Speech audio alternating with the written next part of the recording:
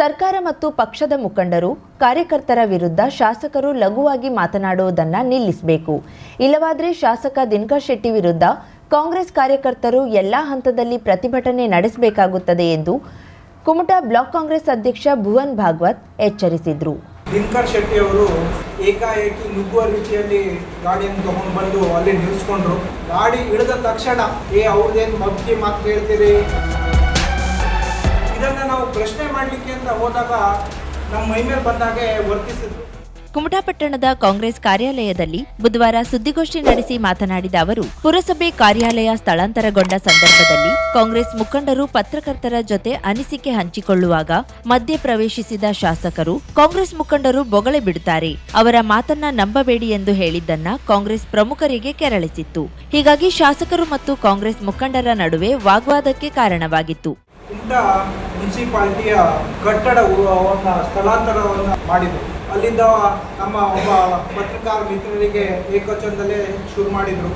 ಅವ್ರದ್ದೇನು ಮಗ್ಗಿ ಮಾತು ಕೇಳ್ತೀರಿ, ನಾನು ಹೇಳ್ತೇನೆ ಬರ್ರಿ, ಅವ್ರ ಮಾತು ನಂಬೇಡಿ, ಹೀಗೆ ಉಡಾಫೆಯ ಮಾತುಗಳನ್ನ ಆಡ್ಲಿಕ್ಕೆ ಶುರು ಮಾಡಿದ್ರು. ಅವರು ಏಕವಚನದಲ್ಲಿ ಮಾತಾಡ್ಲಿಕ್ಕೆ ಸ್ಟಾರ್ಟ್ ಮಾಡಿದ್ರು. ಬಹಳ ಏರು ಧ್ವನಿಯಲ್ಲಿ ಗಲಾಟೆ ಮಾಡ್ಲಿಕ್ಕೆ ಸ್ಟಾರ್ಟ್ ಮಾಡಿದ್ರು. ನಮ್ಮ ಪಕ್ಷದ ಹಿರಿಯ ಮುಖಂಡರು ಜಿಲ್ಲಾ ಪಂಚಾಯತ್ನ ಮಾಜಿ ಸದಸ್ಯರಾದಂಥ ಹೊನ್ನಪ್ಪಣ್ಣವರಿಗೆ ಅನವಶ್ಯಕವಾಗಿ ವಾಗ್ವಾದಕ್ಕೆ ಇಳಿದು ಉಡಾಫೆಯ ಮಾತುಗಳನ್ನು ಆಡಿದ್ರು. ಅಸಭ್ಯವಾಗಿ ಏಕವಚನದಲ್ಲಿ ಮಾತಾಡಿದ್ರು. ಇದನ್ನ ನಾವು ಪ್ರಶ್ನೆ ಮಾಡಲಿಕ್ಕೆ ಅಂತ ಹೋದಾಗ ನಮ್ಮ ಮೈ ಮೇಲೆ ಬಂದಾಗೆ ವರ್ತಿಸಿದ್ರು.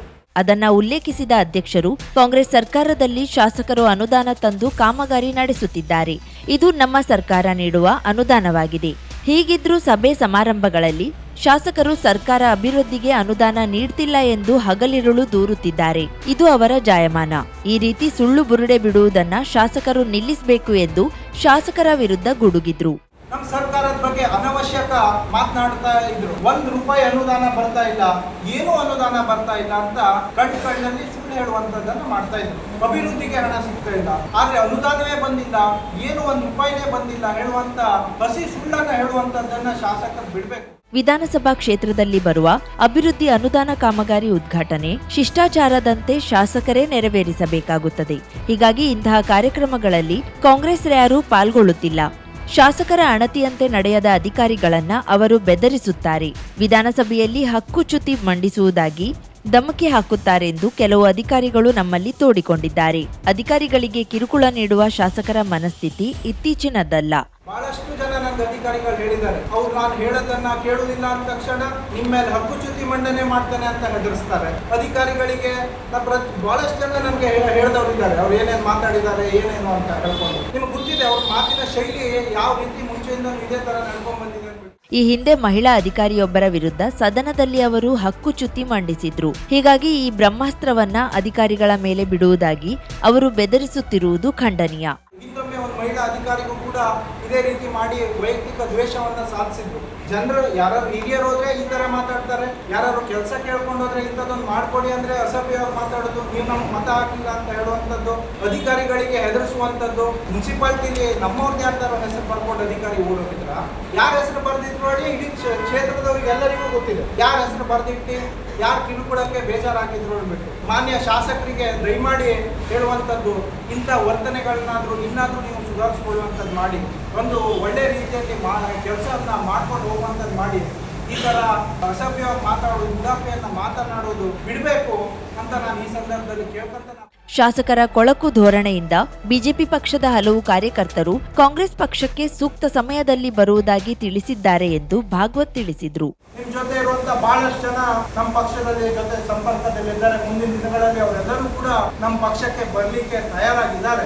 ಅವರೆಲ್ಲರೂ ಹೇಳೋದು ಒಂದೇ, ಶಾಸಕರ ಉಡಾಫೆತನದಿಂದ ನಮ್ಗೆಲ್ಲ ಬೇಜಾರಾಗಿದೆ, ನಾವೆಲ್ಲರೂ ಕೂಡ ಮುಂದಿನ ದಿನಗಳಲ್ಲಿ ಕಾಂಗ್ರೆಸ್ ಪಕ್ಷಕ್ಕೆ ಸೇರ್ಪಡೆ ಆಗಲಿದ್ದಾರೆ ಅಂತ ಬಹಳಷ್ಟು ಜನ ಹೇಳಿದ್ದಾರೆ. ಮುಂದಿನ ದಿನಗಳಲ್ಲಿ ಅವರೆಲ್ಲರೂ ಕೂಡ ಸೇರ್ಪಡೆ ಆಗ್ತಾರೆ ಹೇಳುವಂತ ವಿಶ್ವಾಸ ನಮಗಿದೆ. ಕಳೆದ 3 ವರ್ಷಗಳಲ್ಲಿ ಗ್ಯಾರಂಟಿ ಯೋಜನೆಗಳು ಸೇರಿ ಒಟ್ಟು 200 ಕೋಟಿ ರೂಪಾಯಿನಷ್ಟು ಅನುದಾನ ಈವರೆಗೆ ಬಿಡುಗಡೆಯಾಗಿದೆ ಎಂದು ಭುವನ್ ಭಾಗವತ್ ಮಾಹಿತಿ ನೀಡಿದ್ರು. 100 ಕೋಟಿ ಗ್ಯಾರಂಟಿಗಳಲ್ಲಿ ನಮ್ಮ ಕ್ಷೇತ್ರದ ಜನರಿಗೆ ದುಡ್ಡು ಬರ್ತಾ ಇಲ್ವಾ? 37,000ಕ್ಕೂ ಹೆಚ್ಚು ಮಹಿಳೆಯರು ಈ ಕ್ಷೇತ್ರದಿಂದ ಮಹಿಳೆಯರು ನಮ್ಮ ಗೃಹಲಕ್ಷ್ಮಿ ಯೋಜನೆ ಫಲಾನುಭವಿಗಳಾಗಿದ್ದಾರೆ. ಹಿರಿಯ ಮುಖಂಡ ಹೊನ್ನಪ್ಪ ನಾಯಕ್ ಮಾತನಾಡಿ, ಶಾಸಕರು 3 ಬಾರಿ ಆಯ್ಕೆಯಾದವರು. ಇನ್ನು ರಾಜಕೀಯ ನಡೆನುಡಿಗಳ ಬಗ್ಗೆ ಇನ್ನಷ್ಟು ತಿಳಿದುಕೊಳ್ಳಬೇಕಾಗಿದೆ. ವಿನಾಕಾರಣ ಕಾಂಗ್ರೆಸ್ ಸರ್ಕಾರ ಮತ್ತು ಮುಖಂಡರನ್ನ ದೂಷಿಸುವುದನ್ನ ಅವರು ನಿಲ್ಲಿಸಬೇಕು. ಇಲ್ಲವಾದ್ರೆ ಮುಂದಿನ ದಿನದಲ್ಲಿ ತೀವ್ರ ಪ್ರತಿಭಟಿಸಬೇಕಾಗುತ್ತದೆ ಎಂದು ಎಚ್ಚರಿಸಿದ್ರು. ಮಾಡಿ ತೋರಿಸ್ಲಿ ಅಂತ ಹೇಳಿ ನಿಮ್ಮ ಹತ್ರ ಆಗುದಿಲ್ಲ ಅಂತ ನೀವು ಹೇಳ್ಬಿಡಿ, ನಾನು ಮಾಡಿ ಕಾಣಿಸ್ತೇನೆ. ಅದಾಯ್ತು. ಈಗ ನಾವೇ ತಂದ್ರು ಮುದ್ದೆ ಪೂಜೆ ಮಾಡಿದವರೇ ಪೂಜೆ ಯಾರು ಪ್ರೋಟೋಕಾಲ್ ಪ್ರಕಾರ ಅವರೇ ಮಾಡ್ಬೇಕಲ್ಲ. ನಾವು ತರ್ಲಿಕ್ಕೆ ರೆಡಿ ಇದ್ದೇವೆ. ಅವ್ರು ಹೇಳ್ತಾರೆ ಅವರು ಮುಸ್ಲಿಂ ಪೂಜೆಗೆ ಬಂದೇ ಇರ್ತಾರೆ. ಎಲ್ಲಕ್ಕಿಂತ 3 ಅವಧಿಗೆ ಶಾಸಕರಾಗಿ ಮುಂದುವರಿತಾ ಇದ್ದಾರೆ. ಸ್ವಲ್ಪ ತಾಳ್ಮೆಯಿಂದ ಮಾತಾಡಲಿಕ್ಕೆ ಏನು ಇವರಿಗೆ ಅದಿಷ್ಟು ಇದೆಲ್ಲ ನಾವು ನೋಡಿದರೆ ನಾವು 2-3 ಜನ ಅವರಿಗೆಲ್ಲ ಹುಡುಗರಿಗೆ ಶಾಂತ ಮಾಡಬೇಕು. ಹಿಂದೆ ಪರಿಸ್ಥಿತಿ ವಿಕೋಪಕ್ಕೆ ಹೋಗ್ತೀವಿ, ಹಾಗೆ ಮಾಡ್ಕೊಳ್ಬಾರ್ದು. ಮುಂದಿನ ದಿನಗಳಲ್ಲಿ ನಾವು ಇವ್ರು ಇದೇ ರೀತಿ ಮುಂದುವರೆದ್ರೆ ನಾವು ಅದಕ್ಕೆ ಒಂದು ಉಗ್ರವಾದ ಹೋರಾಟವನ್ನು ಮಾಡಬೇಕು ಅಂದ್ಕೊಂಡಿದ್ದೇವೆ. ಯಾಕೆಂದ್ರೆ ನಮಗೆ ಶಾಸಕರ ಥರ ಅಸಭ್ಯವಾಗಿ ಮಾತನಾಡೋದು, ಹಿರಿಯರಿಗೆ ಅಗೌರವ ತೋರಿಸುವಂಥದ್ದು ನಮ್ಮ ಹತ್ರ ಮಾಡ್ಲಿಕ್ಕೆ ಸಾಧ್ಯ ಇಲ್ಲ. ಈ ಸಂದರ್ಭದಲ್ಲಿ ಪ್ರಮುಖರಾದ ನಾಗೇಶ್ ನಾಯ್ಕ್ ಕಲಬಾಗ, ಪುರಸಭೆ ಮಾಜಿ ಅಧ್ಯಕ್ಷ ಮಧುಸೂದನ್ ಶೇಟ್, ಬ್ಲಾಕ್ ಕಾಂಗ್ರೆಸ್ ಮಾಜಿ ಅಧ್ಯಕ್ಷ ವಿಎಲ್ ನಾಯ್ಕ್, ಮಾಜಿ ಜಿಲ್ಲಾ ಪಂಚಾಯತ್ ಸದಸ್ಯ ರತ್ನಾಕರ್ ನಾಯ್ಕ್, ಗ್ರಾಮ ಪಂಚಾಯತ್ ಮಾಜಿ ಅಧ್ಯಕ್ಷ ಕೃಷ್ಣಾನಂದ್ ವೆಳ್ನೇಕರ್, ಹರೀಶ್ ಶೇಟ್, ತಾಲೂಕಾ ಅಲ್ಪಸಂಖ್ಯಾತ ವಿಭಾಗದ ಅಧ್ಯಕ್ಷ ಹನೀಫ್ ಶೇಖ್, ಗ್ಯಾರಂಟಿ ಯೋಜನೆಯ ತಾಲೂಕಾ ಅಧ್ಯಕ್ಷ ಅಶೋಕ್ ಗೌಡ, ಮಾಜಿ ತಾಲೂಕ್ ಪಂಚಾಯತ್ ಸದಸ್ಯ ಈಶ್ವರ್ ನಾಯ್ಕ್, ವೈಭವ್ ನಾಯ್ಕ್, ಪ್ರಕಾಶ್ ನಾಯಕ್, ರಾಘವೇಂದ್ರ ಪಟಗಾರ್ ಮೊದಲಾದವರು ಇದ್ದರು. 50,000ಕ್ಕೂ ಅಧಿಕ ಸಬ್ಸ್ಕ್ರೈಬರ್ಸ್, 1.68 ಕೋಟಿಗೂ ಮೀರಿದ ವ್ಯೂಸ್, ಸುದ್ದಿಯೊಂದು 10 ಲಕ್ಷಕ್ಕೂ ಹೆಚ್ಚು ವ್ಯೂಸ್ ಕಂಡ ಹೆಗ್ಗಳಿಕೆ, ವಸ್ತುನಿಷ್ಠ ಮತ್ತು ಖಾತ್ರಿಯಾದ ವರದಿಗಾರಿಕೆ, ಉತ್ತರ ಕನ್ನಡದ ಅತಿ ಹೆಚ್ಚು ಸಬ್ಸ್ಕ್ರೈಬರ್ ಹೊಂದಿರುವ ಯೂಟ್ಯೂಬ್ ಚಾನೆಲ್ ಕರಾವಳಿ ಮುಂಜಾವು ಡಿಜಿಟಲ್ ವೀಕ್ಷಕರಿಗೆ ಧನ್ಯವಾದ. ಇನ್ಮುಂದೆ ಸುದ್ದಿಯೆಲ್ಲ ಮತ್ತಷ್ಟು ಸೊಗಸು. ನಿಮ್ಮಲ್ಲಿಯ ಸಭೆ ಸಮಾರಂಭ, ಅಂಗಡಿ ವ್ಯಾಪಾರ ಮಳಿಗೆಯ ಸಹಕಾರಿ ಸಂಸ್ಥೆಯ ಶುಭಾರಂಭದ ಕಾರ್ಯಕ್ರಮಗಳ ವಿಸ್ತೃತ ವಿಡಿಯೋ ಸುದ್ದಿ ಸಂಪರ್ಕಿಸಿ ನಮ್ಮ ಕರಾವಳಿ ಮುಂಜಾವು ಡಿಜಿಟಲ್ ಪ್ರತಿನಿಧಿಗಳನ್ನ.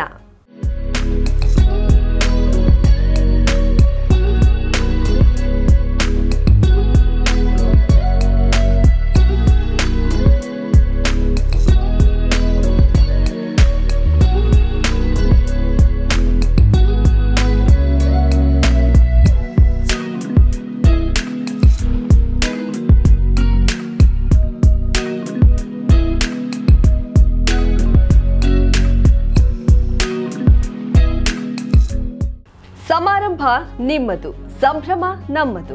ನೋಡ್ತಾ ಇರಿ ಕರಾವಳಿ ಮುಂಜಾವು ಡಿಜಿಟಲ್.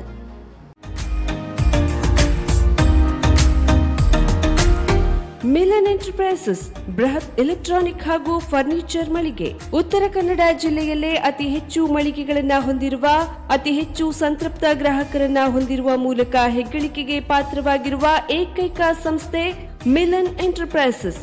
ನಮ್ಮ ಮಳಿಗೆಗಳಲ್ಲಿ ಪ್ರಸಿದ್ಧ ಕಂಪನಿಗಳ electronic refrigerator, washing machine, LED TV, ಎಸಿಗಳು ಲಭ್ಯ.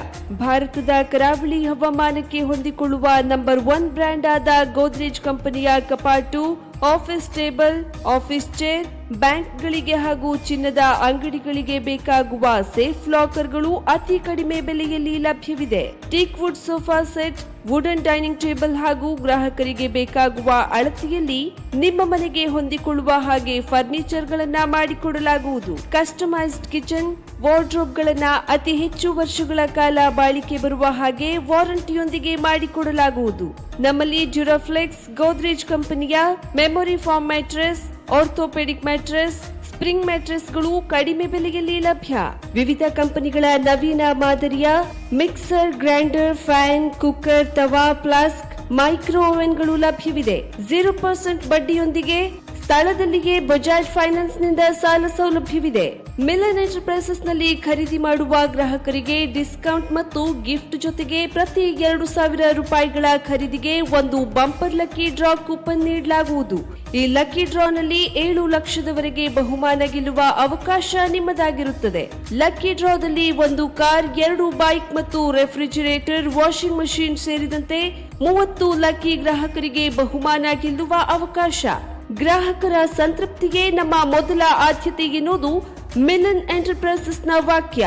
ಉತ್ತರ ಕನ್ನಡ ಜಿಲ್ಲೆಯ ನಮ್ಮ ಶೋರೂಮ್ಗಳಾದ old Mahalakshmi supermarket, Mulla stop ಹತ್ತಿರ, ಕಾಜುಬಾಗ್ ಕಾರವಾರ, ಅಗ್ರಿಕಲ್ಚರ್ ಆಫೀಸ್ ಎದುರುಗಡೆ ಮಾಸ್ತಿಕಟ್ಟೆ ರೋಡ್ ಹೊನ್ನಾವರ, ಸೀಮಾ ಕಾಂಪ್ಲೆಕ್ಸ್ ಹತ್ತಿರ Moni Basti main road Bhatkal, Indian Bank ಎದುರು CP Bazar road Sirsi, JS building, JN road Dandeli, KS building Motikeri road Haliyal.